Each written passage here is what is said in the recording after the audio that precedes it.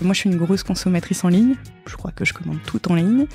Et j'ai un père qui était halluciné de voir le nombre de cartons qui arrivaient chez moi et qui me disait « Mais Audrey, un jour, tu te promèneras en ville, il y aura que des rideaux fermés et tu te diras « c'est de ma faute ». C'est vrai, papa, tu n'as pas tort. Cependant, le e-commerce est quand même très très pratique. Et je me dis, en fait, je vais lui faire un pied de nez et je vais lui démontrer qu'on peut faire un e-commerce au service d'un commerce physique. Et c'est vraiment ce que j'ai créé avec Pharmazone.fr. Pharmazone.fr, tu commandes sur le site et tu choisis toujours la pharmacie à qui tu vas donner ta transaction. Et cette pharmacie, elle va encaisser 100% de ta transaction. Si tu achètes pour 30 € sur le site, la pharmacie que tu auras choisie, elle va prendre 30 €.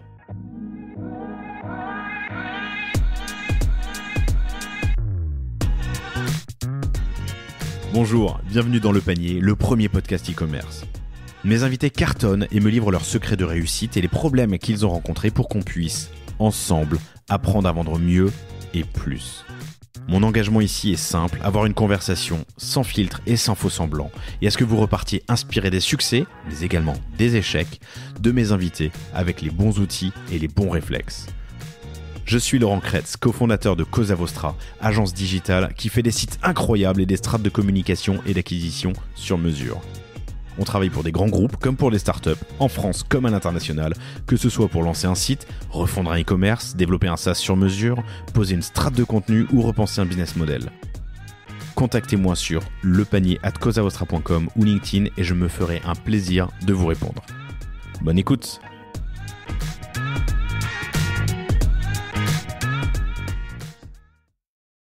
Bonjour à tous, très heureux de vous retrouver aujourd'hui pour ce nouvel épisode du Panier. J'ai l'immense plaisir de recevoir Audrey Lecoq, qui est la fondatrice de Pharmazone. Salut Audrey, ça va ? Salut, ça va et toi ? Ouais, ça va bien. On se marre parce que j'ai prévenu Audrey qu'il n'y avait pas de post-production sur le panier, et vous le savez peut-être pas, chères auditrices, chers auditeurs, mais quand je lance l'enregistrement, on enregistre d'une traite jusqu'au bout de l'épisode et on fait pas de post-production ensuite, c'est-à-dire qu'on ne coupe pas.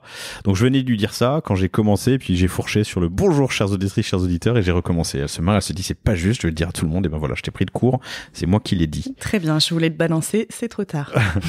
Je suis très heureux de te recevoir, c'est Sébastien Colombier, qui est le patron de Store & Rideaux, que vous avez entendu à deux reprises, deux reprises, je sais plus maintenant, je crois qu'il y a eu un catch-up, non ? Eh ben il faut qu'on en fasse un, sur Le Panier, parce qu'il a un petit groupe de e-commerçants qui sont, disons, pas ceux dont on entend le plus parler sur les médias traditionnels, mais surtout un petit groupe qui se donne des conseils. Raconte-moi. Oui, en fait, il est très fort pour le réseau. Donc, tout a commencé sur les réseaux sociaux, où son idée est très simple. En fait, c'est de réunir des e-commerçants sur des secteurs d'activité qui n'ont rien à voir les uns avec les autres. Comme ça, on est sûr de pas se faire concurrence. Et on se parle de tout en toute liberté, essentiellement par mail, parfois des messages aussi. Et l'idée, c'est de se filer les bons tuyaux de chacun ou les secrets de chacun. Et vous vous êtes rencontrés via les réseaux de chacun, mais aussi via Le Panier, du coup, ou pas ? Non, pas du tout. Okay. Le Panier, après, il nous met en relation avec toi et on enregistre comme aujourd'hui. Ok, c'est très cool. On embrasse Sébastien et puis je crois qu'il y a David de Oxwork dedans et quelques autres invités que vous avez eu le plaisir, chers auditrices, chers auditeurs, d'écouter sur Le Panier. S'il y a d'autres groupes comme ça, informels, qui existent partout en France, n'hésitez pas à me le dire, je trouve ça très sympa. Pharmazone, je le dis avec mes mots et tu le diras mieux que moi après, est né en 2015. C'est une centrale d'achat pour les pharmacies qui sert aujourd'hui 10% des pharmacies en France, soit à peu près 2000 pharmacies si je dis pas de bêtises. Exactement. Ça, c'est la partie historique que tu as fondée en 2015. Et il y a 2 ans, tu t'es lancé en B2C. J'aime même dire B2B2C parce qu'on a une petite subtilité sur le modèle. Bah, tu me racontes ça ? Oui. C'est-à-dire ? Je t'expliquerai, mais on a ce fonctionnement où en fait on donne la transaction aux pharmacies de proximité. Alors c'est pas nous qui la donnons d'ailleurs, c'est le consommateur qui donne sa transaction à une pharmacie. Et ensuite la pharmacie nous rachète les produits sur la centrale d'achat. C'est là où on a cette petite subtilité, c'est-à-dire qu'on va tout gérer pour le compte de la pharmacie. De A à Z, elle ne fait absolument rien. Simplement, elle a margé au passage entre le prix de vente et le prix d'achat sur notre plateforme. Génial. Et ben tu me raconteras ça j'expliquerai un peu plus quand on y viendra. On va parler de pas mal de choses, mais la première, alors ce sera pas forcément la première, mais ce sera l'une des premières. Rien ne te destinait à être chef-ten. On le met non, chef.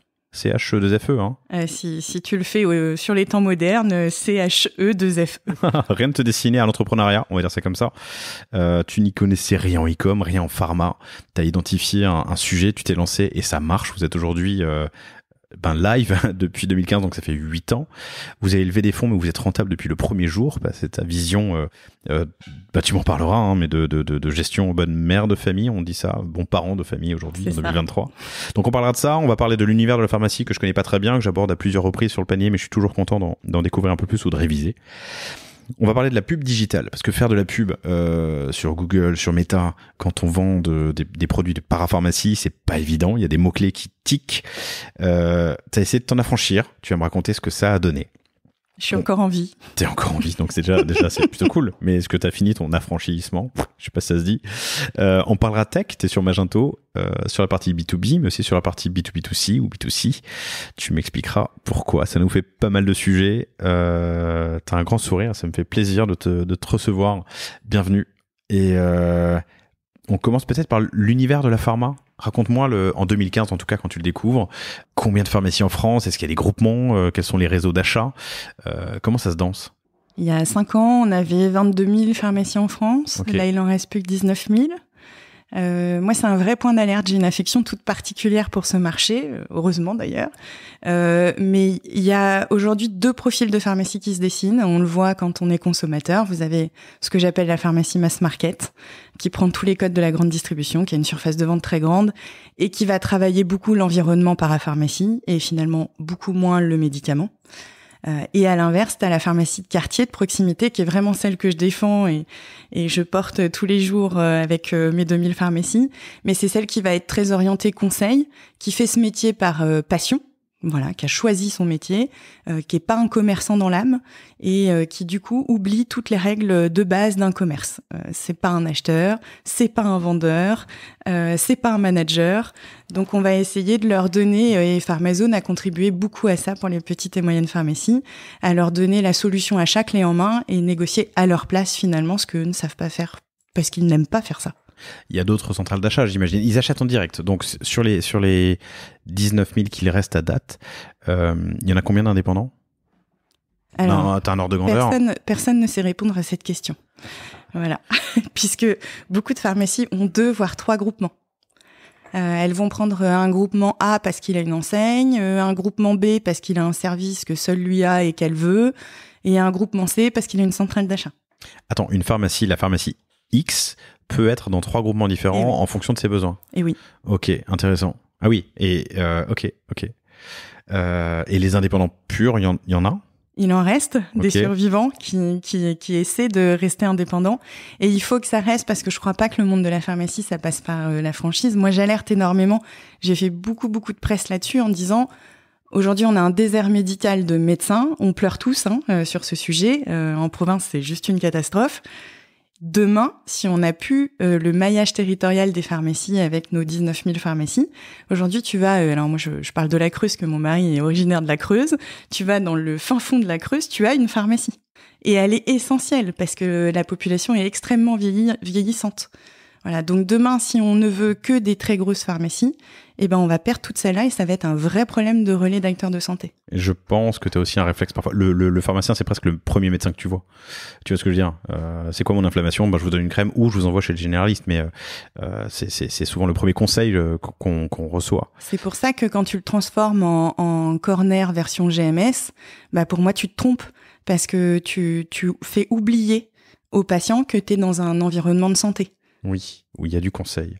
Une pharmacie, il faut être pharmacien pour en ouvrir une? Il faut être pharmacien, il faut avoir le diplôme de pharmacien. Ils n'ont aucune formation, ils font 5 ans d'études. Pendant ces 5 ans d'études, ils font 0 management, ils font 0 technique de négociation ou de commerce. On leur apprend à faire ce que j'appelle des potions magiques, puisqu'ils en font plus aujourd'hui. C'est ce qu'on appelait les préparations magistrales. Mélange A plus B et tu auras C.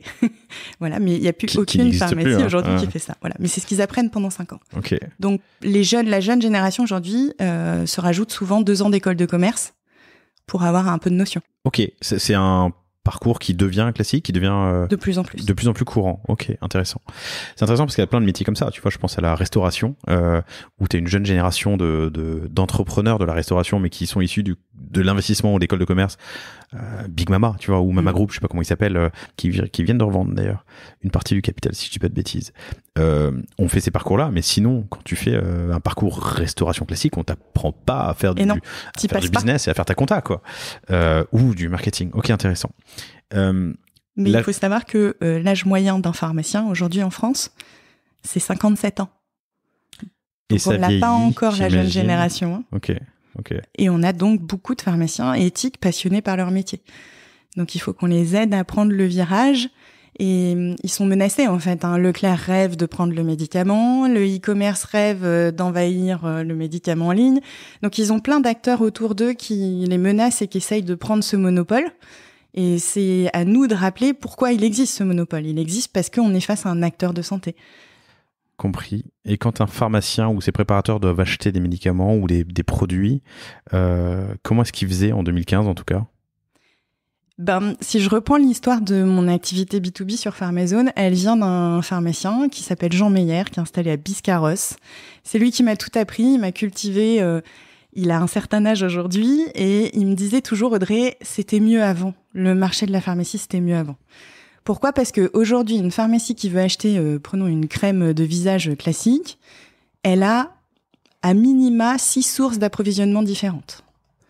Donc le pharmacien doit se poser la question sur mes 6 sources, où est-ce que j'achète ma crème ? Ça sur des dizaines de milliers de produits. Pour la même crème, il peut avoir jusqu'à 6 sources différentes d'achat. Ok. C'est assez fou. C'est l'époque du dinosaure. Hein. C'est pas encore beaucoup structuré en pharmacie.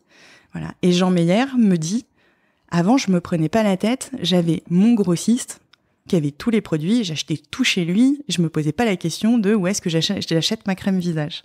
Et en fait, moi, avec Pharmazone, c'est ce que j'ai reproduit. J'ai reproduit le mode d'avant en disant, voilà, vous avez votre grossiste où vous avez la partie médicaments remboursée et vous avez votre centrale d'achat où vous avez tout le reste. Et arrêtez pour chaque produit de vous poser la question, où est-ce que je vais l'acheter ? Ok, donc le one-stop shop pour toute ma parapharma, c'est ça ? Je dis parapharma, c'est juste ? C'est juste. Ok, t'as pas utilisé ce terme à l'instant, hein. T'as dit médicaments remboursés versus ? Médicaments remboursés versus tout ce qui est OTC. Ouais. OTC, c'est le médicament non remboursé. Ok. On travaille ton sirop, ta pastille pour la gorge. Tu vas avoir la parapharmacie, mais tu as aussi tout ce qui est dispositifs médicaux, beaucoup utilisés par les infirmières, les pansements, les bandes, les compresses. Pour lesquels il n'y a pas besoin d'une ordonnance. Exactement. C'est un peu le sésame ou le maître mot. Et les compléments alimentaires, le nerf de la guerre du moment, puisque tu as beaucoup de pubs télé par des compléments alimentaires qui font pousser les cheveux à base de bonbons. Ça peut m'arranger, ça. Je peux être client. OTC, over the counter ? Exactement. Ok, compris. Et alors donc, Meyer te dit avant c'était mieux et c'est là que tu te dis il y a un truc à faire. Exactement. Raconte-moi comment tu te lances parce que tu connaissais rien à ce monde. Rien du tout. Et tu viens en plus de la grande distrie et du je rêvais l'agroalimentaire. Agroalimentaire, pardon. Ouais. Je rêvais de travailler dans l'agroalimentaire. Hein. J'ai tracé ma route d'étudiante comme ça. Je savais où je voulais aller. Je voulais faire des négos en centrale d'achat, côté industriel. Et m'affronter à Leclerc. Hein. Ma référence, c'était Leclerc. Il fallait que j'affronte les acheteurs de Leclerc. Voilà.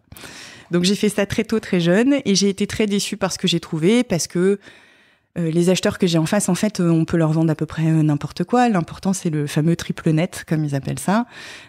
Quelle remise tu vas me faire ? Quelle marge arrière tu vas me faire ? Mais finalement, le produit en soi a aucune valeur. C'est quoi le triple ? Le troisième ? Le triple, remise avant, remise arrière et coopération commerciale. Les petites animations que tu fais sur le point de vente et que tu vas payer. Ok. Donc, je me suis dit que le parcours allait être long. Voilà. Et mon mari a été muté sur Chartres. Je l'ai suivi. Et là, je me suis dit, c'est peut-être le moment de réfléchir à ce que je veux faire, puisqu'a priori, mon rêve n'est pas un rêve. Et donc, je vois une annonce dans la répartition pharmaceutique, donc les fameux grossistes qui vendent le médicament remboursé. Uh-huh. La cousine de mon mari est pharmacien. Donc, je lui pose 2-3 questions. Et là, je me dis, mais en fait, ils ont pas de centrale. Il n'y a rien qui est organisé. Ils achètent en direct auprès des laboratoires. Il y a peut-être quelque chose à faire. Donc, il faut que je me cultive sur ce marché. C'est pour ça que je démarre chez un grossiste, puisque le grossiste a quand même pignon sur rue dans la pharmacie. 80% du chiffre d'affaires d'une pharmacie, C'est sur le médicament remboursé. Ok. Donc, il gère quand même le... 80% du chiffre d'affaires d'une pharmacie, c'est sur le médicament remboursé. Et oui. Ok. Le reste, c'est de la déco. Hein. Ce que gère Pharmazone, c'est de la déco. J'aurais pas dit ça, j'aurais imaginé le contraire. Que c'est sur la parapharma que tu fais ta marge. Et oui, mais c'est là où c'est étonnant. C'est quand même le seul commerce qui alloue le plus d'espace de vente à 20% de son chiffre d'affaires. Quand tu réfléchis. Oui, mais le reste, t'as pas besoin de le vendre. Enfin, il n'y a pas besoin de le mettre en avant parce que tu arrives avec une ordonnance qui dit j'ai besoin de ça, ça et ça. Ok, je le cherche en stock. Enfin, Exactement. Okay. Mais du coup, je vais plus loin dans mon raisonnement. Vas-y. Est-ce que tu as besoin sur la surface de vente d'avoir des produits dans une pharmacie ? Pour moi, tu as besoin d'espace de santé. Ok. Tu alloues un espace à la téléconsultation, tu alloues un espace à la vaccination. Parce qu'aujourd'hui, il faut savoir que le pharmacien vient d'obtenir le droit de prescrire et de vacciner à partir de 11 ans. Ok. Donc, je ne pense pas que tu puisses le faire entre 2 linéaires de crème, mais voilà. Donc je pense que demain, les pharmacies, elles vont changer complètement de profil et tu vas avoir des espaces de santé sur la surface de vente et de moins en moins de linéaires produits qui finalement représentent que 20% de son chiffre. Ok, compris. Donc tu te plonges dans l'univers, tu mets combien de temps à disons, t'acclimater, t'acculturer au sujet avant de te lancer? Le premier pharmacien que je vois, je m'en souviendrai toute ma vie, j'ai cru que je le plaquais contre un mur.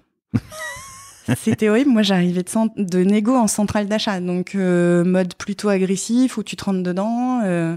T'as monté la température, tu l'as fait patienter. Et le premier que je vois, à chaque mot que je disais, véridique, hein, il reculait d'un pas. Et là, je me suis dit, mais je suis d'une violence inouïe. Le pauvre mec, il a aucune formation et moi j'arrive avec mes techniques de négo de grande distribution et je suis en train de l'atomiser. Et c'est à ce moment-là où... Tu réalises peut-être aussi qu'il n'a pas les réponses ou lui-même réalise qu'il n'a pas les réponses à tes questions. C'est ça ? Exactement. Je me dis, ce métier, ils ont besoin qu'on les accompagne en fait. Ils sont passionnés par leur métier, mais tout le reste, ils maîtrisent pas et il faut absolument qu'ils aient des gens qui leur tendent la main. Voilà. Et c'est là où vraiment je prends tout le sens de ce que je veux faire dans le monde de la pharmacie. J'entends, c'est là que tu comprends ta mission, d'aider les pharmaciens à mieux acheter et à faire, enfin j'imagine, hein, je veux pas mettre des mots dans ta bouche, mais ils sont là pour donner du conseil, il faut s'affranchir des frictions qu'ils peuvent avoir sur le reste, et donc toi en tant que centrale d'achat, tu leur permets d'accéder à un univers de produits, négocier pour eux. Je vais même aller plus loin, je pense qu'il faut les protéger. Ok. Voilà, moi je les sens menacés. Ils sont baignés dans un monde qui est finalement pas le leur. Voilà, donc il y a plein de techniques qui arrivent autour d'eux, qui les agressent. Ils le voient pas forcément. Et finalement, il y a un danger qui plane et de faire péter ce fameux monopole. Tout le monde en rêve. Voilà. Mais si on fait ça, on met vraiment en danger la profession. Les usages avant que tu arrives, j'appelle ma centrale ou les 6 sources, l'une des 6 sources, celle que j'ai choisie, au téléphone, j'envoie un mail, je vais sur un site. Comment je les appelle? Alors, je pense qu'une fois par jour, en ce moment, sur le standard de Pharmazone, t'as un pharmacien qui appelle pour savoir s'il peut passer commande en ligne. En ligne, c'est-à-dire par téléphone. Ok. La ligne téléphonique, ok. Voilà. Si on avait le fax, je pense qu'il l'utiliserait aussi. Mais donc, c'est un usage que tu dois, dont tu dois te faire l'ambassadrice et l'évangélisation. C'est là où on a commencé à casser les codes et à amener le digital en pharmacie. Mais je maîtrisais et je connaissais tellement bien le pharmacien grâce à la répartition, hein, puisque c'est vraiment dans ce monde-là où j'ai tout appris. Finalement, je l'ai gardé comme il était. La répartition, pardon. La répartition, pardon, c'est le grossiste. Le grossiste, oui. Voilà. Finalement, je me suis adaptée à lui. C'est-à-dire, je me suis dit, l'objectif, c'est d'amener le digital, un peu comme si je m'adressais à un consommateur, puisque mon pharmacien, qui est un acheteur professionnel, entre guillemets, n'a aucune connaissance du monde des achats professionnels. Il se comporte comme un conso. Donc, je vais utiliser avec lui toutes les techniques du digital du consommateur où finalement, il va peut-être retrouver ça parce que ça, peut-être qu'à titre privé, il l'utilise. Je pense que c'est Work with Island, un super épisode que je vous recommande, chers auditrices, chers auditeurs. C'est peut-être quelqu'un d'autre, mais allez, on va parler de Robin de Work with Island qui disait que l'acheteur B2B est un acheteur comme les autres. Une fois qu'il rentre chez lui, il est aussi sur son téléphone ou sur son internet, son desktop pour faire ses courses en ligne, enfin bref. L'acheteur B2B est un acheteur comme les autres. Je comprends ta mission, je comprends l'enjeu, la digitalisation, de pousser vers des usages nouveaux. Et donc, tu as cette idée, tu lances Pharmazone. T'es Audrey Lecoq à Chartres. T'appelles Bioderma ou je sais pas, pardon, les grands, quelles sont les grandes boîtes de parapharma pour négocier des tarifs que tu vas promettre à tes pharmaciens. Enfin, tu vois, c'est toujours l'enjeu du... Comment tu fais pour séduire ? Ouais, la poule et de l'œuf. Comment tu fais pour avoir des ristournes si t'as 3 pharmacies qui disent je veux bien t'acheter et je suis pas sûr. J'ai vu, alors je tairai le nom du labo, mais j'ai vu il y a la semaine dernière la DG d'un très gros laboratoire de parapharmacie qui m'a dit « Audrey, de toute façon, 67% du marché de la parapharmacie est géré par 3000 pharmacies en France. » 67% du marché de la parapharmacie part dans 3000 pharmacies en France. Sur 20 000, donc un sixième, donc 15%, 14% des pharmacies. Exactement. Quoi. Ok. Et donc c'est là, 18. c'est comme ça que j'ai approché les laboratoires. En fait, ce que je leur ai dit, écoutez, moi les 3000, allez, 5000 pour les plus gros laboratoires, que vous visitez en direct avec vos forces de vente, ce sont de toute façon pas les pharmacies que moi je vais cibler avec mon outil. Moi, ce que je veux, c'est aller chercher les autres, c'est les oublier. La longue traîne.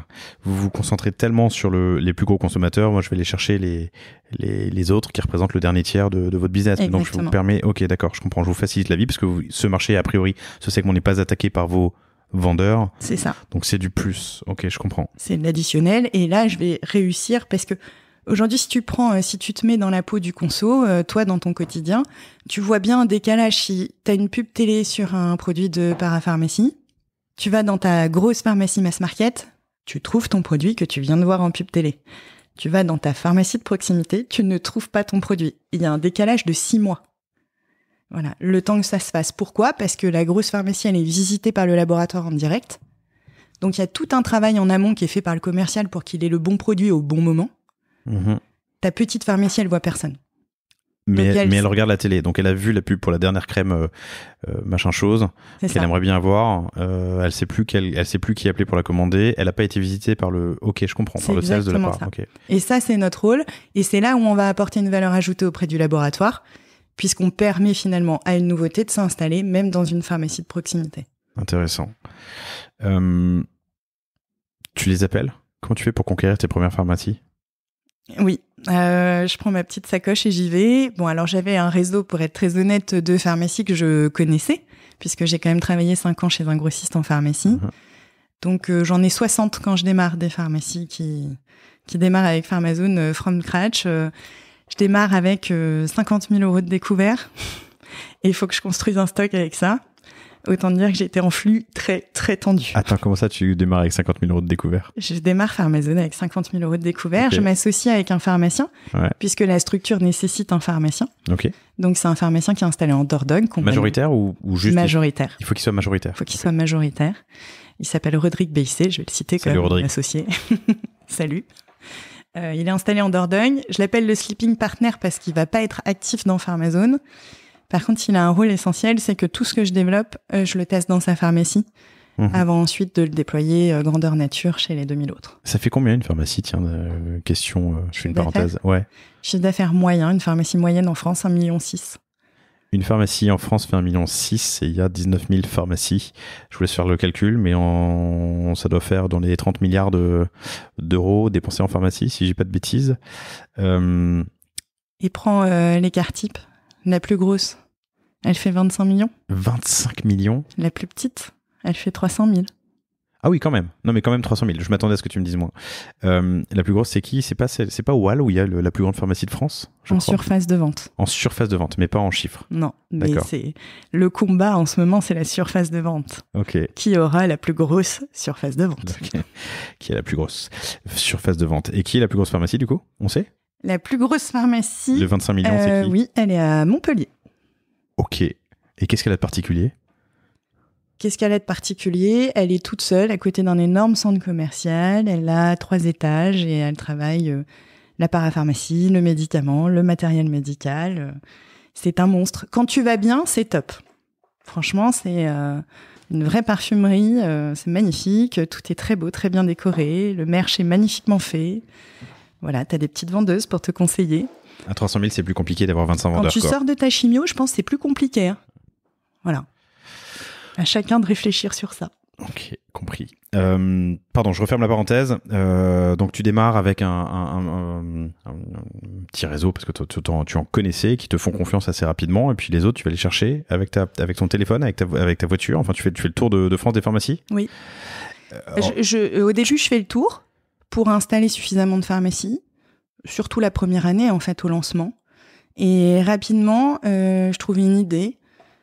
J'envoie des petits cartons dans toutes les pharmacies, puisque l'avantage, c'est que je connais mon circuit, je connais mes 19 000 pharmacies, je retire les 3 000 que je veux pas, et toutes les autres, je les cible, et j'envoie un petit carton avec un identifiant, un mot de passe personnalisé par pharmacie. Voilà. Et grâce à mon super outil Magento, je sais qui se connecte et quand, et ce qu'ils font. Et à partir de là, on fait du phoning. Bonjour, vous vous êtes connecté, vous avez vu quelque chose qui vous intéresse, on peut peut-être vous aider. C'est hyper intéressant. J'enregistre pour vous, pour moi, chers auditrices, chers auditeurs. Tu personnalises un colis, tu as créé des comptes avant sur ton Magento, sur ton e-com, login, mot de passe. Ouais, c'est ça. J'imagine que le mot de passe, c'est pas bonjour, mais tu l'as un peu personnalisé pour qu'il ait l'air d'un mot de passe. Oui. Ok. Tu fais ça à quelle échelle? On parle de 20 ou 200 ou 2000 pharmacies? Sur 100% de ma cible. Donc alors ça fait partie les 16 000 qui restent. Quoi, voilà. ça, et puis j'envoie ça en une fois parce que je suis toute seule et je me dis que ça va bien se passer. Et il y a un colis, donc un colis avec des produits. Non, c'est un courrier. C'est un courrier avec l'identifiant, le mot de passe. Et en fait, sur le carton, je mets une commande d'essai offerte. Ok, c'est couillu. Pardon, on se regarde en souriant avec Audrey, vous le voyez pas. Ok, ça peut te coûter très cher. Ça peut te coûter cher, mais sincèrement, ça m'a rapporté beaucoup. Si c'était à refaire, je referais exactement la même chose. Alors, peut-être en plusieurs temps. Pour gérer la charge. Pour gérer la charge. Y a un truc dont on n'a pas parlé, je voudrais qu'on en parle maintenant avant de continuer, parce que c'est important pour comprendre ce que tu es en train de me dire. C'est quoi le modèle de Pharmazone quand tu te lances en 2015 ? Le modèle, il est simple, c'est je ne marche pas sur les produits. J'ai pas de marge avant produit. Voilà, j'ai un abonnement, une mensualité que me paye chaque pharmacie, qui est de 195 € hors taxe par mois. Et ensuite, j'ai 2 autres piliers économiques. La remise de fin d'année, ça c'est mes restes de grande distribution quand même, et les budgets marketing que vont m'allouer les laboratoires, qui au démarrage sont pas très gros, mais plus le temps passe, plus les laboratoires trouvent intéressant de miser sur du marketing chez Pharmazone pour toucher les pharmacies qui ne voient pas. Ouais, ok. Tu m'as dit 195 € hors taxe par mois. Tu as à peu près 2000 clients, on parle de 4 à 5 millions de CA je dis une bêtise? On fait plus que ça, on fait un chiffre d'affaires, là on va finir l'année à 30 millions de chiffre d'affaires. Ok, pardon, alors où est-ce que mon calcul est faux? C'est que la publicité... 195, c'est uniquement l'adhésion. Ok. Après, il y a les achats qui sont réalisés sur le site. Oui, pardon, excuse-moi, je parlais de marge brute. Compris. Donc, je suis pharmacien, je paye une adhésion, ça me permet de commander et je commande sur des prix sur lesquels toi, tu n'as pas margé. Donc, tu as négocié pour moi un produit, il est à 10, le 12 chez d'autres distributeurs par exemple, je l'achète à 10, Pharmazone le vend 10. C'est ça. D'accord. Et donc ta marge brute, pardon, c'est l'abonnement. Ok. Excuse-moi. Oui, j'ai pensé que tu parlais de chiffre d'affaires. Pas de problème. Alors je t'ai dit chiffre d'affaires, donc c'est moi qui me suis mal exprimé. Et donc la première commande est offerte, ça veut dire que tu les laissais commander sans abonnement. Exactement. Ok, je comprends mieux. C'est tout à fait ça. Ils achetaient les produits. Alors, on a quand même quelques pharmacies qui nous ont appelés en disant « Mais je peux mettre 15 000 € dans mon panier, vous m'offrez 15 000 €. » Non, je vous offre l'adhésion. Il y avait une petite astérix sur la carte. On s'en fout. T'as leur numéro de téléphone, ils t'ont appelé. Enfin, ça y est, c'est parti. Oui, c'est parti. Exactement. Ils ont regardé le site, ils se sont connectés. Moi, je sais où ils ont cliqué. Je connais les produits qu'ils sont allés voir. Donc, quand je les appelle, c'est très personnalisé, en fait. À chacun, je vais leur parler du produit qu'ils sont allés voir. Ok. Voilà. Hyper intéressant sur les, 12 000, 13 000, 14 000 colis, enfin lettres que tu envoies. Non, tu m'as dit qu'il y en avait 22 000 des pharmacies à l'époque quand tu t'es lancé. C'est ça, ouais, 22 000. Bon, t'envoies quoi, une quinzaine de milliers de... C'est ça, okay. Exactement, 16 000 et quelques. 16 000 et quelques. Combien de connexions? Alors, on a eu 8 000 connexions sur le site. Donc 50% de transfo. Enfin, transfo. De connexion. Et c'est des courriers papier, on est d'accord. Hein. Papier à l'ancienne avec le petit timbre. J'ai mis le timbre moi-même sur chaque enveloppe. Sur les 15 000, 16 000, quel enfer. 8 000 connexions, 50% au site. Et combien de commandes? Et c'est là où je te dis que j'ai pas été bonne, parce que autant te dire qu'avec l'effectif qui était de 2, nous n'avons absolument pas pu rappeler les 8000 pharmacies qui se sont connectées. Et c'est là où je te disais, si c'était à refaire, je referais tout pareil. Mais pas 16 000 d'un coup, quoi. C'était un peu bébête, quoi. Mais... Non, mais c'est intéressant. 8000 connexions, combien de commandes ? 8000 connexions, et ensuite on a 3000 pharmacies qu'on commandait. Et sur les 3000 pharmacies qu'on commandait, on en a converti 600. En un abonnement payant. Voilà. Et c'est là où je passe un cap. Ok. Ce qui fait 5% de taux de transfo en embasement sur les 3000 commandes. Et 3000 commandes, c'est un cinquième, c'est simple, c'est 20%, c'est plutôt cool. Et depuis, sur le delta entre les 3000 commandes et les 600 que tu as transformées, enfin les 3000 pharmacies qui ont commandé, les 600 que tu as transformées, donc ça fait 2004, tu les as recontactés, j'imagine. Est-ce que tu en as transformé d'autres ? Pendant longtemps, j'ai continué ce système de courrier que j'ai fait 2 fois par an, en fait, puisque ça fonctionnait bien et ça a été vraiment ma base de recrutement. Et après, je me suis heurtée à un moment donné à beaucoup de pharmacies qui me disaient « l'adhésion est trop chère ». Voilà, sauf que l'adhésion est trop chère, mais elle est chère par rapport à quoi ? Qu'est-ce qui vous fait dire que c'est cher ? Je sais pas, c'est cher. Okay. Bon, on va rendre ça concret. Donc là, j'ai inventé le simulateur d'économie, comme je l'ai appelé. Le simulateur d'économie, c'est la preuve par les faits. C'est-à-dire que j'ai signé avec un groupe qui s'appelle CGDIM, qui est devenu mon associé depuis, mais on en reparlera, qui collecte la data de la pharmacie. Et donc, je propose aux pharmaciens de récupérer 1 an d'achat de sa pharmacie et de croiser avec mon catalogue Pharmazone. Ce simulateur, je vais lui remettre à la fin, qui dit un adhérent ou pas à Pharmazone, ça ne changera rien, ça lui appartient. Et donc, je vais détailler produit par produit. Voilà, t'en as acheté tant, à tel prix, moi je le vends à tel prix, je t'aurais fait gagner tant d'euros. Ainsi de suite, produit par produit. Et ils acceptent de donner leurs données ? Oui, parce que je leur dis qu'à la clé, il y aura des économies à faire. Ok. Voilà. Et du coup, j'arrive avec un total d'économies qui est bien supérieur aux 195 x 12, 2400. Une pharmacie moyenne d'1,6 million, avec Pharmazone, elle fait 12 000 euros d'économie. Ok. Et je lui demande 2400. Bon, je lui fais gagner 10 000 euros. Tu fais gagner 10 000 balles. Sans rien changer, si ce n'est de commander qu'à un seul endroit, au lieu de commander à 6 endroits. Tu lui fais gagner 10 000 euros et potentiellement du temps. Voilà, c'est ça. Ok. Hyper intéressant. Le jour où tu envoies ton courrier à 16 000 pharmacies et que tu colles 16 000 timbres, ton stock est fait. Pas ton stock, ton catalogue est fait. T'as mis combien de temps à mettre en place ce catalogue ? J'ai beaucoup travaillé. En fait, j'ai commencé Pharmazone par le cahier des charges. Je me suis enfermée dans un bureau là, comme une dingue pendant 1 mois et demi. Mon cahier des charges, il fait plus de 300 pages. J'avais tout détaillé. C'est le cahier des charges, pas du site, de la boîte. Du site. C'est ça, du site. Ouais. J'avais jamais fait ça de ma vie. J'y connaissais rien au e-commerce. Donc, j'ai tout détaillé. Par exemple, quand je le relis aujourd'hui, c'est marrant. Il y a écrit il faut mettre un bouton commander. Le client appuiera sur commander et il se passera. Je détaille tout. Mais ce qui a fait que j'ai eu un site très adapté à la profession parce que le développeur avait plus qu'à suivre ma trame de A à Z. Ok. Voilà, donc ça, c'est le premier truc que j'ai fait. Ça m'a pris un bon mois et demi où vraiment j'ai fait que ça. D'écrire. Et le développement ? Et ensuite, le développement, il a pris 6 mois. Et en fait, c'est pendant ces 6 mois où j'étais là, focus 100% laboratoire. Et j'ai vu tous les labos, j'ai commencé à constituer mon stock, avoir mes premiers accords, de façon à ce qu'au démarrage, on ait déjà quelque chose de constitué. Donc à peu près 7 mois, c'est ça, entre l'écriture du cahier des charges, le développement et en parallèle la création du catalogue. Les 60 premières pharmacies qui me font confiance, ça je les ai rapidement. Et puis après on monte dans les tours assez vite en recrutement. Je crois que le courrier que j'envoie là aux 16 000 pharmacies, je dois l'envoyer en juin 2016. Même pas 1 an après le lancement. Ok. C'est pas mal, c'est efficace. T'as levé des fonds ? J'ai levé des fonds en 2019. Donc 3 ans après ton lancement commercial, on va dire. Oui, Pourquoi ?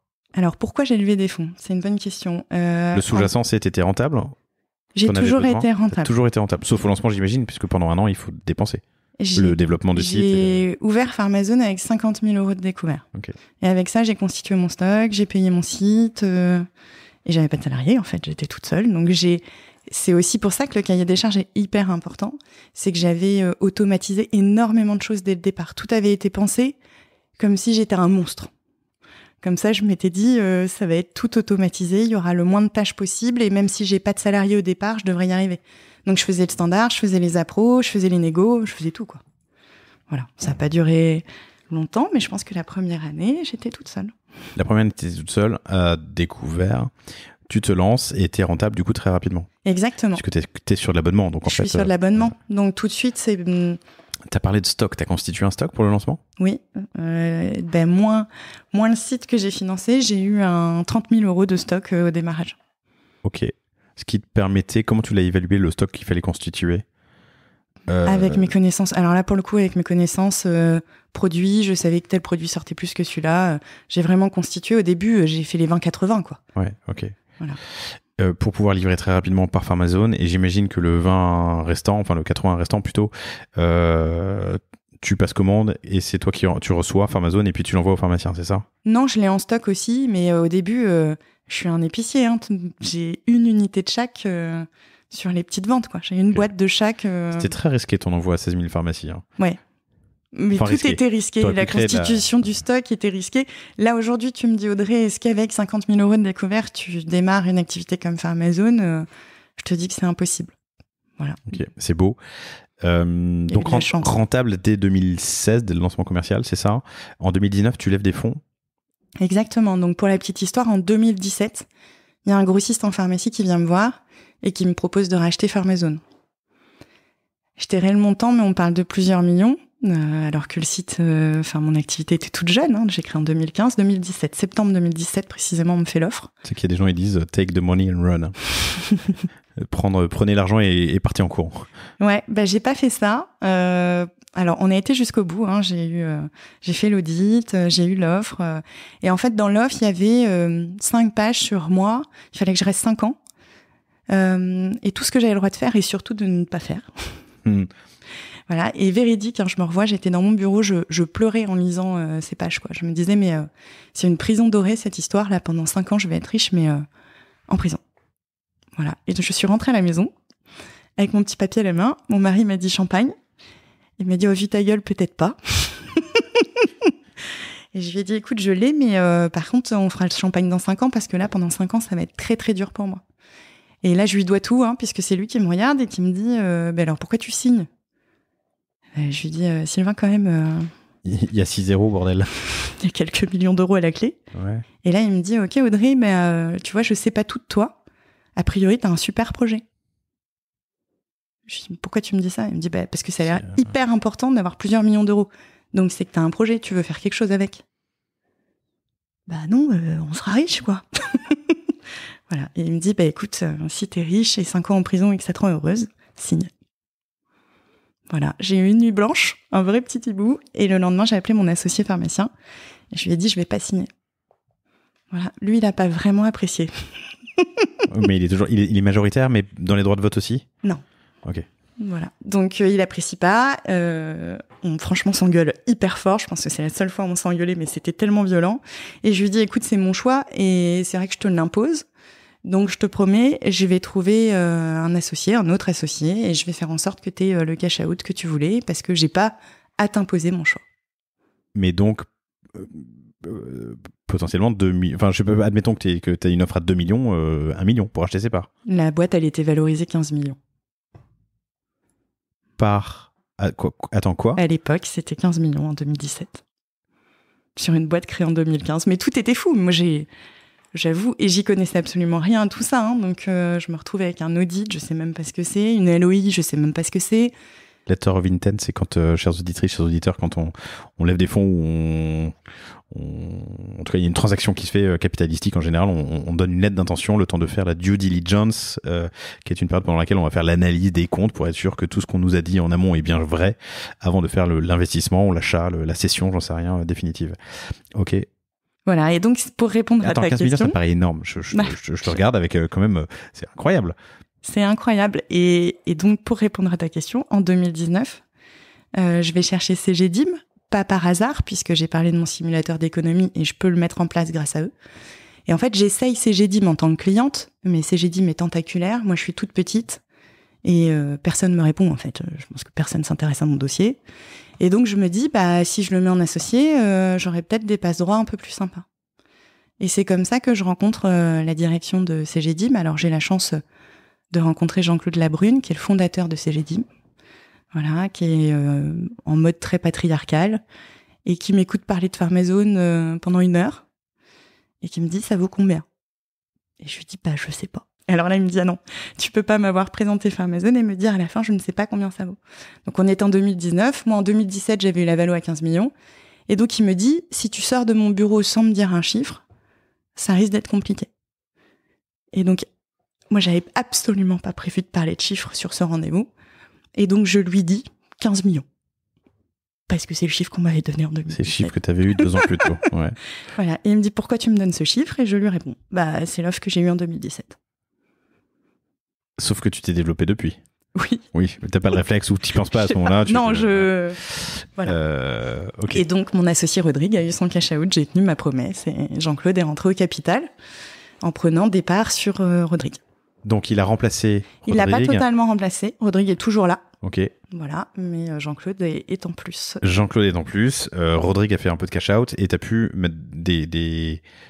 Il y a eu de l'investissement aussi, d'abord en compte courant ? Il y a eu du cash-in. Ouais, il y a eu, en fait, dans l'investissement de Jean-Claude, il y a eu la moitié en cash-out pour Rodrigue et l'autre moitié en cash-in dans l'entreprise. Ok, hyper intéressant. C'est dingue cette histoire. Ouais, c'est fou. C'est pour ça, là... Attends, sur quoi il a fait la valorisation à 15 millions en 2017 ? Rien. C'était quoi tes KPI à l'époque ? Tu t'en souviens ? Non, je te dirais des bêtises, mais ils avaient rien en plus quand ils m'ont dit on est prêt à faire une offre à 15 millions. J'avais rien donné. On a fait un rendez-vous, j'ai expliqué le fonctionnement. En fait, ils rêvaient d'avoir une centrale d'achat intégrée dans l'activité grossiste. C'est un grossiste. C'est vraiment intéressant. Ok. Mais tout ça, il y a beaucoup de chance. Hein. C'est pas fait selon les codes et les règles que l'on t'apprend. Ah bah c'est l'histoire de l'entrepreneuriat. L'entrepreneuriat, il y a un facteur chance qui est hyper important et qu'on sous-estime souvent.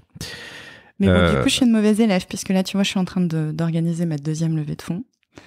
Et étant donné que j'ai vécu une première levée de fonds tout à fait normale, j'ai envie d'une 2e qui se passe pareil parce que c'était trop bien. Mais là, ça rentre un peu plus dans les règles, donc j'apprends. C'est très bien. Enfin, c'est très bien, pardon. Non, je te souhaite que ça se passe aussi simplement que la première, mais c'est bien d'apprendre. Hyper intéressant. Donc, toujours rentable. Cette levée de fonds te permet de faire un peu de cash-in et du cash-out pour ton associé à ce moment-là. Oui. À qui tu l'avais promis. Donc, tu tiens tes engagements, si je comprends bien. C'est ça. 2 années se passent, dont le Covid, qui t'affecte comment d'ailleurs dans ton milieu ? Les pharmacies restent ouvertes. La demande explose. On bosse comme des dingues. C'est pour ça que je décale. En fait, le cash-in que je prends en 2019, c'est parce que j'ai présenté à Jean-Claude mon activité e-commerce que j'ai lancée donc en septembre 2021. Et je pense que c'est pour ça qu'il a investi dans Pharmazone, parce qu'il aime bien ce projet. 2e vie de Pharmazone, tu lances ton activité e-commerce en 2021 qui permet à tout un chacun, c'est du B2B2C, de commander des produits de parapharmacie via, en quelque sorte, sa pharmacie de son choix. J'allais dire locale, mais pas forcément, sa pharmacie de son choix, c'est ça ? Oui, moi j'ai tout fait selon mes valeurs et mes connaissances. Donc la centrale d'achat, vous aurez compris pourquoi je l'ai fait. Et le e-commerce, c'est parce que moi je suis une grosse consommatrice en ligne. Je crois que je commande tout en ligne. Et j'ai un père qui était halluciné de voir le nombre de cartons qui arrivaient chez moi et qui était désespéré de voir ça. Et qui me disait, mais Audrey, un jour tu te promèneras en ville, il y aura que des rideaux fermés et tu te diras, c'est de ma faute. Ok, c'est vrai papa, tu n'as pas tort. Cependant, le e-commerce est quand même très très pratique. Voilà, donc c'était des discussions de week-end. Mon père, c'est un gros référent pour moi dans ma vie professionnelle. Donc à chaque fois, on s'affronte sur ce sujet-là. Et je me dis, en fait, je vais lui faire un pied de nez et je vais lui démontrer qu'on peut faire un e-commerce au service d'un commerce physique. Et c'est vraiment ce que j'ai créé avec Pharmazone.fr. Pharmazone.fr, tu commandes sur le site et tu choisis toujours la pharmacie à qui tu vas donner ta transaction. Et cette pharmacie, elle va encaisser 100% de ta transaction. Si tu achètes pour 30 € sur le site, la pharmacie que tu auras choisie, elle va prendre 30 €. Mais j'ai commandé sur Pharmazone. T'as commandé sur Pharmazone. Mais du coup, le flux de trésor, il va dans quel sens ? Direct à la pharmacie. Donc, Pharmazone agit comme un tiers de confiance ? Exact. Donc, je paye via Pharmazone, ça arrive dans la pharmacie. Oui. Qui... Et la pharmacie, de manière automatique, vient me racheter sur la centrale d'achat les produits qu'elle vient le vendre sur l'activité e-commerce. Ok. D'accord. Ok. Donc, si je reformule, pour être sûr d'avoir bien compris, la pharmacie de quartier peut ouvrir son e-com grâce à Pharmazone. C'est ça. Si je vais voir mon pharmacien et je lui dis est-ce que je peux acheter en ligne parce que je pars en vacances ou je serai loin pendant un mois, j'ai besoin de commander et j'ai envie de commander chez vous parce que je vous apprécie. En plus, c'est tout à fait mes valeurs, donc je comprends. Il me dira allez sur Pharmazone, choisissez pharmacie. C'est ça. Tu choisis ta pharmacie et tu choisis ton mode de livraison, livre à domicile en point relais ou en click and collect. On fait les 3 modes de livraison, mais toujours, c'est ta pharmacie qui va toucher la transaction. Et moi, en faisant ça, je permets à la pharmacie d'exister en ligne, parce que la pharmacie française en ligne, elle n'existe pas, mais c'est normal. Une pharmacie toute seule, elle peut pas créer son site et encore moins l'entretenir, et encore moins gérer du colis toute la journée. Je pense qu'elle a autre chose à faire, surtout si elle doit vacciner maintenant. Voilà, donc je vais faire ce métier pour elle, et surtout, je vais contrer les acteurs qui la menacent, notamment des e-commerçants étrangers qui ont percé le marché français en se disant la pharmacie elle bouge pas, on va venir prendre le gâteau. Donc là, je verrouille. Je comprends. J'arrive sur Pharmazone, c'est pas brandé pour la pharmacie du 19e arrondissement que j'ai choisi. Ça, je choisis ensuite, c'est ça ? C'est Pharmazone, le site des pharmacies françaises. Pharmazone, le site des pharmacies françaises. Ok. L'idée, c'est vraiment de représenter les pharmaciens dans leur ensemble, la pharmacie française dans son ensemble. Et il se trouve que tu en as déjà 2000, c'est ça, 2500, je sais pas combien t'as de clients. 2000, mais dans c'est pas base. Suffisant pour tenir ma promesse, puisque ma promesse sur le site, c'est de soutenir la proximité. Quand on a 2000, il y a des endroits en France où je suis encore un peu loin de ton lieu d'habitation. Voilà, il nous en faudrait 5000 pour que ça soit bien. Ok. Mais le site a que 2 ans. Ok, et t'es à combien aujourd'hui ? Là, on est à 2000, donc il faut qu'on monte encore. Il faut aller le chercher, c'est le delta de 3000. Et comment on fait pour recruter ? Là, c'était le second souffle de recrutement de notre activité B2B. C'est que grâce à mon activité B2C, je peux faire du média. Donc, j'ai fait du métro, j'ai fait de la télé, j'ai fait de la radio. Et donc, tout à l'heure, tu disais, finalement, l'acheteur B2B, c'est un consommateur comme les autres. Eh bien, mon pharmacien, il a vu ma pub télé, il m'a vu dans le métro. Et finalement, il y a le réflexe de se dire « Mais attends, moi, ma pharmacie, elle propose pas ce service. » Donc là, j'ai de l'appel entrant de pharmacien qui a vu ma pub grand public et qui me dit « Je veux que ma pharmacie, elle soit proposée dans les pharmacies de proximité. » Ok. Voilà. Et comme tu l'auras compris, c'est une boucle vertueuse et le pharmacien doit forcément être adhérent à mon activité B2B pour être éligible à l'activité grand public. Les 195 €, c'est pour les deux ? Non. Il y a un add-on. Exactement. Tu rajoutes un abonnement de 49 € par mois supplémentaire, hors taxe aussi, pour pouvoir être éligible aussi grand public. Ok. Je me mets à sa place. What's in it for him ? Qu'est-ce qu'il y gagne lui ? Il peut capter un flux de commandes, c'est ça, de chiffre d'affaires ? Il y gagne plein de choses. Il voit passer dans sa pharmacie des gens qu'il ne voyait plus. Quand il y a le click and collect, qui représente quand même 41% des choix des consommateurs sur le site. Mais ça... Click and collect, mais ça veut dire que soit il a le produit en stock, soit tu lui as envoyé, c'est ça ? Je lui envoie. Dans tous les cas, le pharmacien ne fait rien. Je ne veux surtout pas qu'il fasse, parce que sinon, ça va aller à l'échec total. Le stock de la pharmacie est rarement juste. Il va pas préparer le colis dans les temps, le conso il va arriver, ça sera pas prêt. Il faut qu'on ait une expérience consommateur qui soit top. Donc tout part de chez moi. C'est-à-dire que même quand tu es en click and collect, je vais préparer le colis, je vais le mettre au nom du consommateur et je vais le livrer dans la pharmacie. Le click and collect souvent coûte moins cher ou est offert parce que tu vas dans le magasin. Oui. Toi, il y a un coût du coup que tu prends à ta charge. Comment ça se passe ? Alors, on est en full livraison offerte sur le site. Oui, d'accord. Ok, donc ça change pas grand-chose au final. Voilà, c'est juste des passages de montant de commande. C'est-à-dire que jusqu'à 20 €, tu n'as que le click and collect de proposer. De 20 à 45, tu as aussi le point relais. Et plus de 45, tu as les 3 modes. Le full livraison offerte sur le site, mais ça, c'est pas inclus dans l'abonnement. Juste en termes de coût, si. Il est inclus dans le prix des produits. Oui. Tout est pris dedans. C'est-à-dire que le pharmacien, lui, paye que 49 €. Oui, pardon, mais je pense à toi, ta structure de coût. Oui. Tu l'inclus dans le prix du produit, j'imagine. Non, parce que le prix du produit, comme je te l'ai dit, nous, on fait pas de marge sur le produit sur l'activité B2B. Et l'activité B2C, la marge, elle revient au pharmacien directement, puisque c'est lui qui fait la vente. Ok. Donc, j'ai pas du tout de vente produit. Par contre, il est très vrai qu'avec le site e-commerce, j'ai un levier qui est le budget marketing des laboratoires. Oui, ok, compris. Je te prends un exemple concret. Pierre Fabre, c'est l'ami des pharmaciens depuis toujours. Tu trouves du Pierre Fabre. Alors, les marques Pierre Fabre, quand on les cite, ça parle à tout le monde. Aven, Ducré, Chlorane. Voilà. Si tu prends ces marques-là, tu les trouves dans toutes les pharmacies de France. Aujourd'hui, Pierre Fabre a envie d'exister en e-commerce. Mais le premier truc qu'il ne veut surtout pas, c'est braquer le pharmacien. Donc, il n'avait pas développé le e-commerce, ou de manière très maladroite, c'est-à-dire qu'il a développé des e-commerce avec des prix excessivement élevés par rapport au point de vente physique. Moi, aujourd'hui, je permets à Pierre Fabre de faire de la vente en ligne sans court-circuiter son pharmacien. Je te laisse imaginer que Pierre Fabre est très enclin à me donner des budgets marketing pour que le site Pharmazone se développe. Se développe et puisse offrir par exemple la livraison gratuite. Ok, donc, compris. Mon gros levier, c'est le budget marketing. Ok, hyper intéressant. 2 ans après le lancement, tu peux me donner quelques chiffres. Qu'est-ce que tu partages sur l'activité B2B2C ? Oui, alors elle est encore petite par rapport à mon activité B2B. On a un peu plus de 80 000 visiteurs mensuels. Il y a un an, on en avait 16 000, donc c'est une belle croissance, mais ça reste encore x5, c'est bien. Petit. On tourne à 200 commandes jour.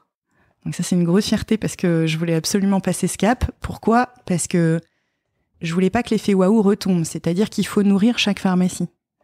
Donc il faut suffisamment de commandes sur le site pour que chaque pharmacie prenne un minimum de 6 commandes par mois. Pourquoi 6 ? Parce qu'avec 6 commandes et la marge qui dégage, ils ont amorti les 49 € d'adhésion. Ok, très clair.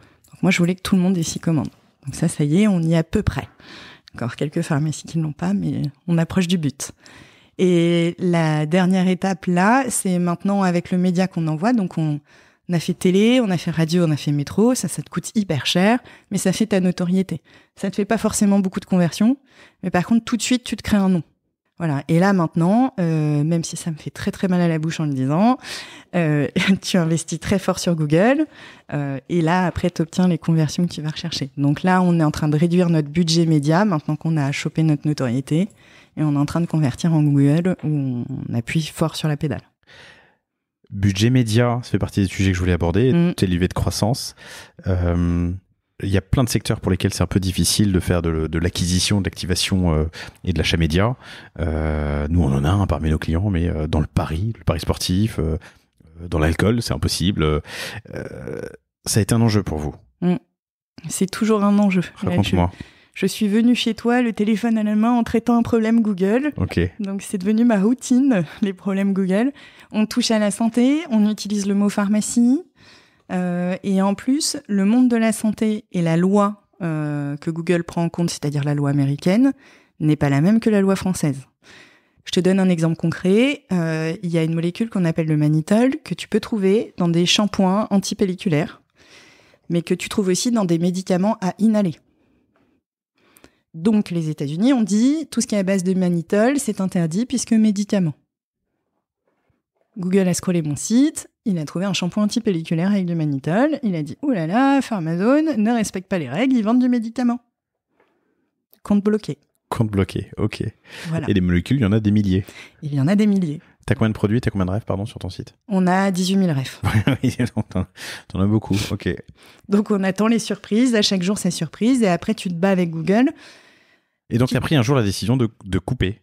Exactement. En fait, si je suis très honnête maintenant, j'ai pris la décision de couper parce qu'ils m'ont coupé et ça m'a énervée. C'est-à-dire que quand ils m'ont réactivé, j'ai dit ça commence à me gonfler que Google décide à ma place les jours où je travaille et les jours où je travaille pas.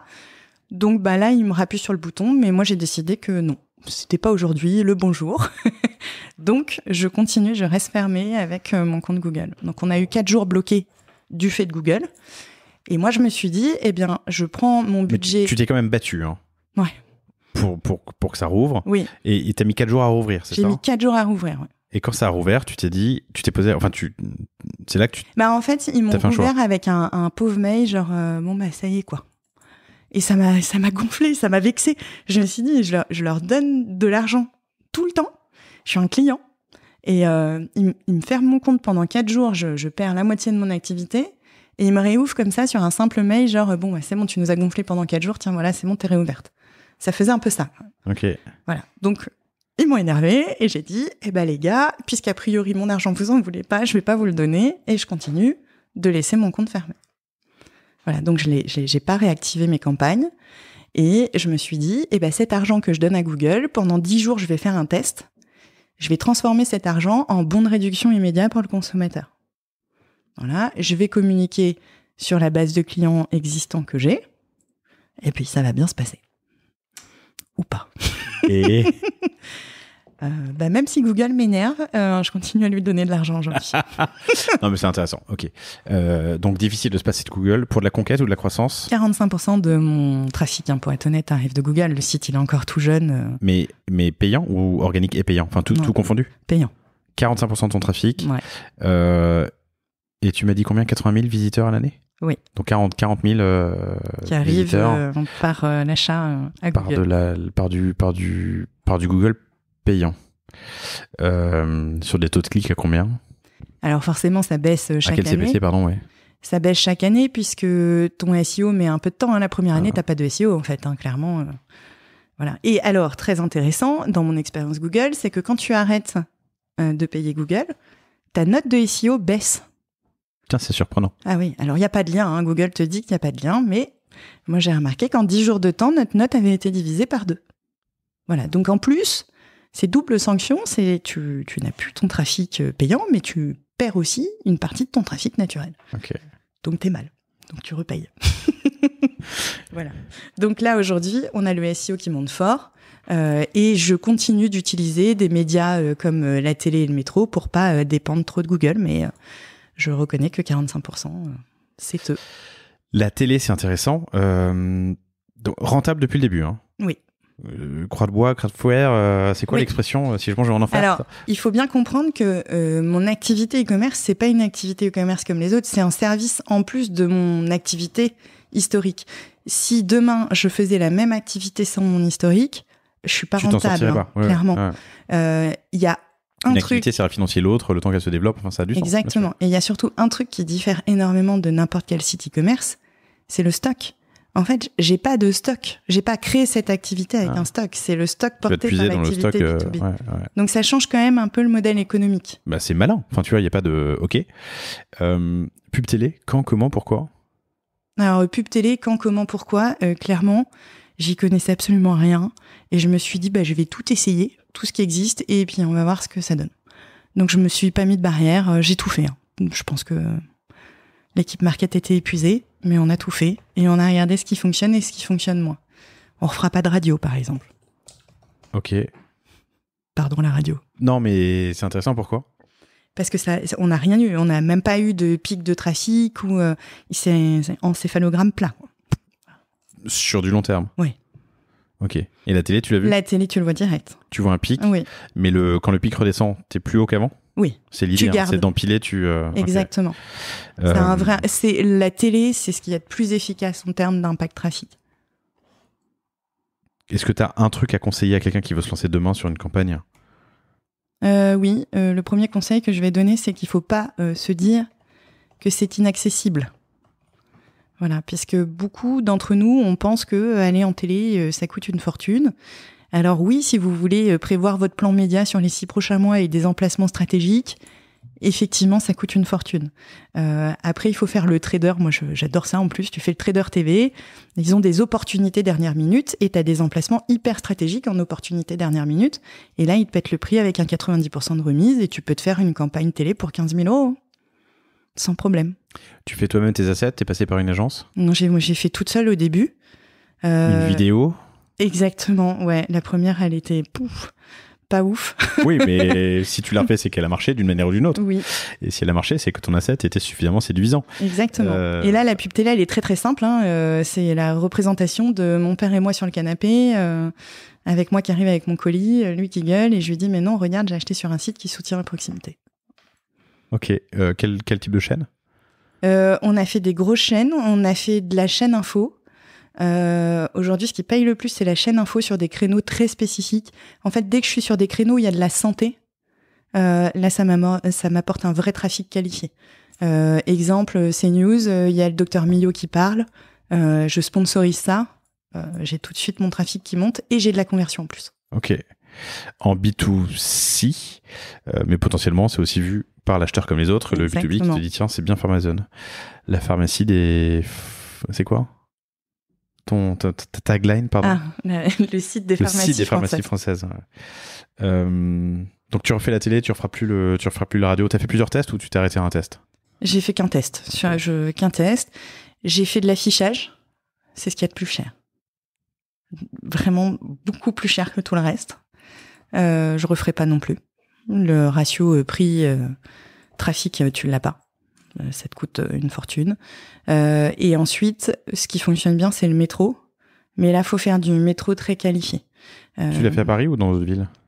Je l'ai fait à Paris, je l'ai fait à Lille et j'ai fait à Lyon. Ok. Voilà, j'ai fait des grosses villes pour démarrer et j'ai choisi le trafic. Alors ça, c'est pareil, hein. Quand je dis que j'ai pas d'expérience, un jour, je rentre avec mon grand compte dans le métro. Je vois Chanel qui a l'intégralité du quai et je lui dis, moi, si je fais le métro, je veux un quai entier. Voilà. Une lubie. Donc voilà. Et j'ai toujours fait ça. C'est-à-dire que toutes les campagnes métro que je fais, j'achète le quai. Ok. Voilà. Quitte à le faire, faut le faire en grand.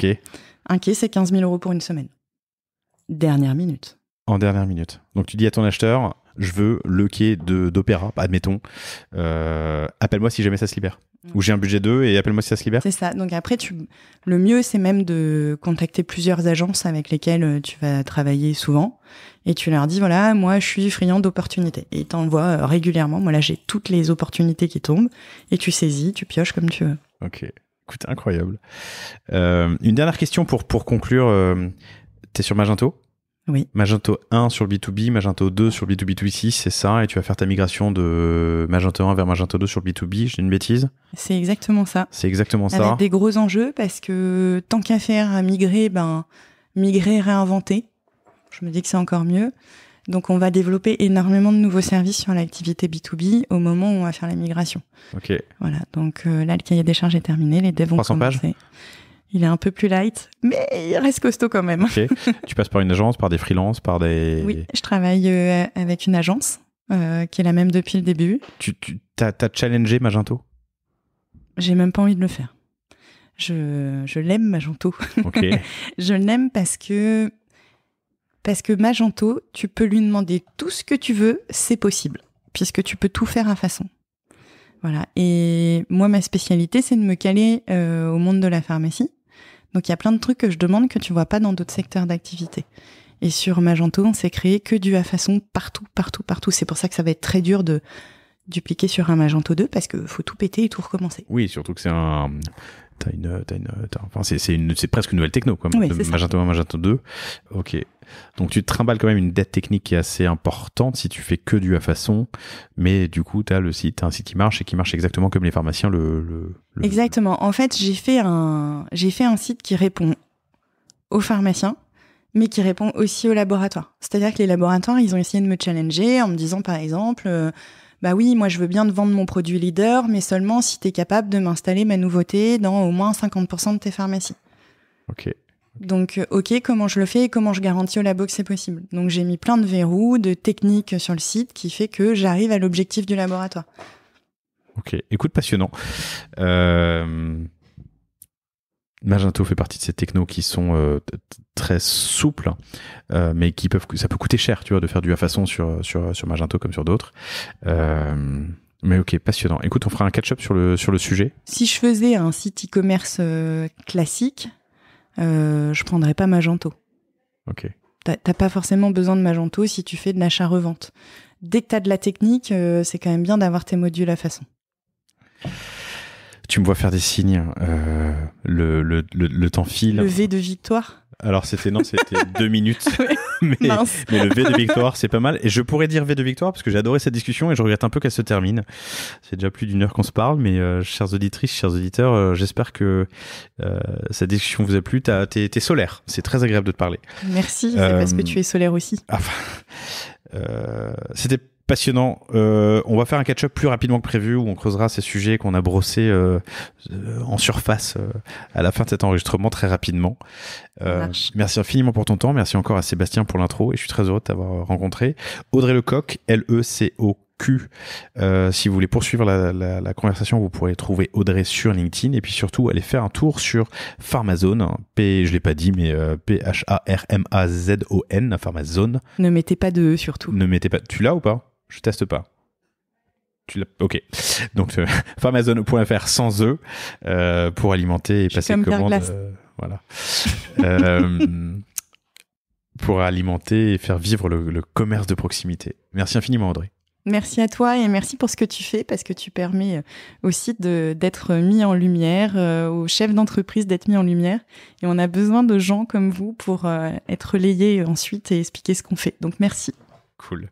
Merci à toi pour tes bons mots. Chères auditrices, chers auditeurs, excellente journée, fin de journée, week-end et je vous dis à très bientôt. Salut. Merci d'avoir écouté cet épisode du panier jusqu'au bout, j'espère qu'il vous a plu. Si c'est le cas, abonnez-vous pour ne rater aucun épisode, parlez-en autour de vous et surtout laissez-moi une note et un commentaire 5 étoiles sur Apple Podcast. N'hésitez pas non plus à le partager à chacun de vos amis dans le business, chaque nouvel auditeur est une victoire. Si vous avez besoin de lancer ou refondre votre site internet, de créer un Shopify ou un WooCommerce, de performer avec une stratégie de contenu efficace, n'hésitez pas à me contacter à l'adresse lepanier@cosavostra.com.